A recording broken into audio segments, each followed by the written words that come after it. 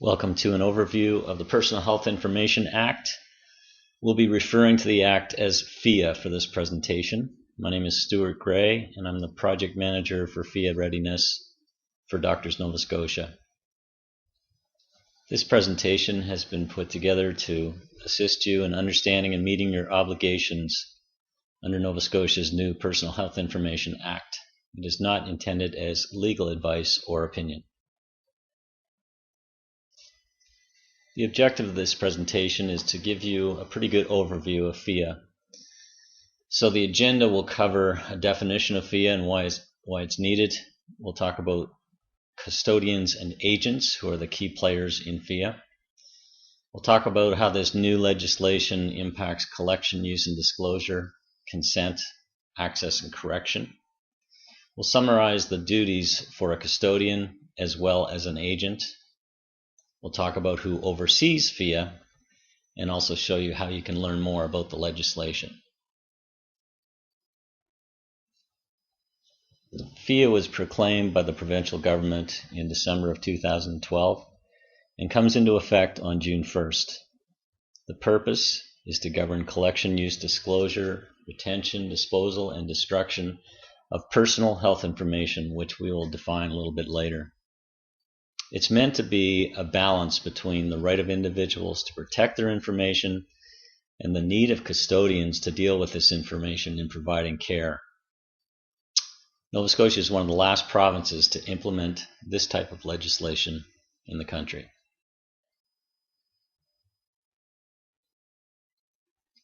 In Nova Scotia, personal health information is currently governed by a patchwork of laws, and there's a need to provide consistent rules around this area.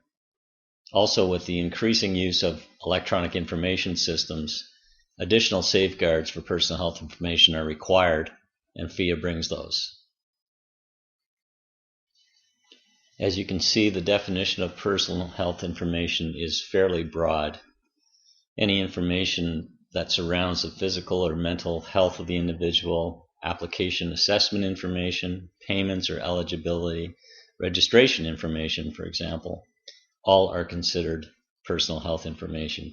And this info can be in both recorded and unrecorded forms. So a conversation between two care providers could be considered personal health information.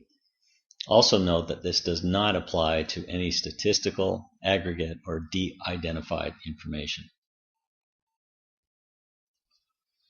An important first step in getting ready for PHIA is to understand your role within it. There are two major roles from a physician perspective: custodians and agents. A custodian is an individual or organization who has custody or control of personal health information. For most physicians in private practice not located within a district health authority, you would be considered a custodian. There's also provision for an entity that operates a group practice. In that case, that entity would become the custodian. We're looking for more clarification on this from government. Other examples of custodians would be Department of Health and Wellness, and also the district health authorities and the IWK are considered custodians. The second key term under PHIA is the agent. So this is a person who acts for or on behalf of a custodian for the purposes of the custodian. So examples of agents would be physicians working in a district health authority. In this situation, the district health authority is the custodian and the physician is the agent.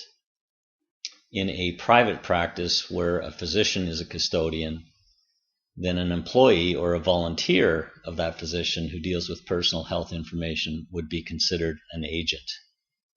Other examples of agents would be a custodian's insurer or vendors, EMR vendors, that type of thing.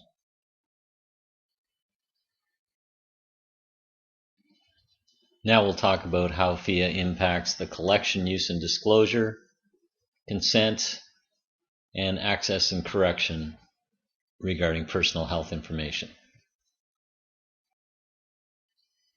The legislation indicates that custodians may not collect, use, or disclose personal health information unless the individual consents and it's reasonably necessary for a lawful purpose. The good news is that unless PHIA requires express consent or makes exception to the requirement for consent, a term called knowledgeable implied consent applies. Knowledgeable implied consent is the basis for exchange of information between custodians within what's commonly referred to as the circle of care. A custodian must, though, prepare and make readily available a notice of purposes. Under PHIA, an individual may provide notice to a custodian to limit or revoke his or her consent. When a custodian receives notification of this, they must take reasonable steps to comply, inform the individual of the consequences, and notify the recipient custodian if not all personal health information necessary for health care can be disclosed. Also under PHIA, individuals have the right to access their own personal health information with some exceptions. This request for access must be given to the custodian in writing, except when there are some special limitations or conditions. The individual must pay required fees, which are spelled out in the regulations of the Act, but the individuals do not have to provide the reason for their request. The custodian then needs to prepare a written response that either grants the request, refuses the request, or extends the deadline. The next couple of slides summarize the duties of custodians under PHIA. First of all, as we covered a few slides ago, you must have available a notice of purposes. You must have a written retention and destruction schedule. You must have policies in place around how personal health information is dealt with, and some of the administrative, technical, and physical safeguards and practices in place. You must have a complaints policy and also have the ability to create and maintain a record of user activity for any electronic information system that contains personal health information. Custodians must designate a contact person. They must also prepare and make available a written privacy statement, and they must report breaches of personal health information. These breaches must be reported to an individual where there is a potential for the individual to suffer harm or embarrassment, and they must notify the review officer in cases where they do not report the breach to an individual.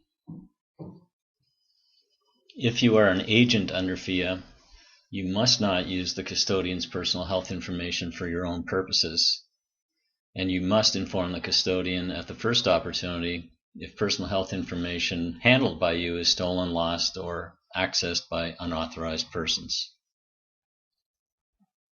Oversight for PHIA will be provided by a government review officer.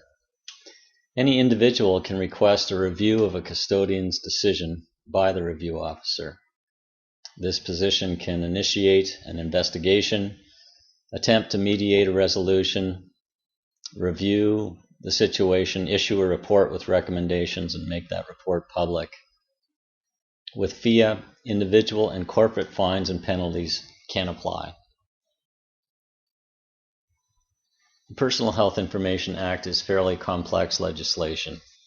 This presentation covered some of the highlights of it, but there is more information to learn. At Doctors Nova Scotia, we're preparing guidelines and templates to make it easier for physicians to get ready for this legislation. Our main vehicle for communications will be our member website. You can also email any questions that you have around PHIA to privacy@doctorsns.com.